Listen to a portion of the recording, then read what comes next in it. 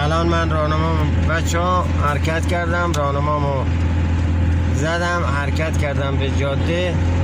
ببین الان که راست شد ماشین دندی 1 2، حالا هم حرکت کردم به جاده ادامه میدم. حالا دنده رو 3 کردم، آهستم دارم حرکت میکنم. شما هم همینجوری آهسته حرکت کنین، ولی همیشه چشمتون به آینه بغل، آینه وسط و آینه سمت چپتون همیشه باشه. تو رانندگی بچه ها فکرتون همیشه این باشه که جلوتون و آینه های چپ راستتون رو نگاه کنین که خدایی نکرده بهتون حادثه برخورد نکنه. کم کم آهسته به مسیرتون ادامه بدین، ولی این که نه پشت ماشین بشینین و بالاخره دنده